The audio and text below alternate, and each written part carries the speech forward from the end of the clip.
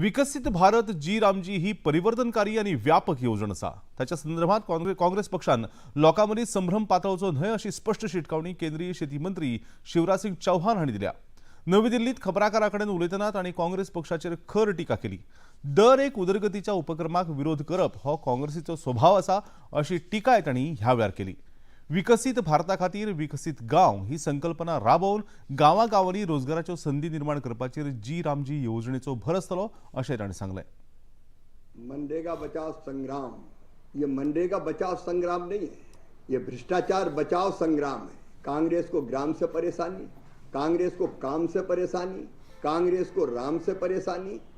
माननीय प्रधानमंत्री नरेंद्र मोदी जी के कार्यकाल में 8,48,000 करोड़ रुपए से ज्यादा राशि दी गई। लगभग 2 लाख करोड़ यूपीए की सरकार के समय राशि आई। कैसे परमानेंट असेट क्रिएट हुए? अब कांग्रेस तो झूठ की दुकान है, भ्रम की फैक्ट्री है, अफवाहों का बाजार है।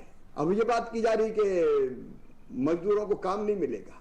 मजदूरों के हितों को बहुत बेहतर ढंग से विकसित भारत जी राम जी योजना में संरक्षित किया गया है। 100 दिन के बजाय 125 दिन रोजगार की गारंटी, बेरोजगारी भत्ते के प्रावधान को मजबूत कर दिया।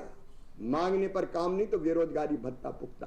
और पहले 4-4 महीने मजदूरी भी नहीं मिलती थी तो अलग से कोई राशि नहीं दी जाती थी।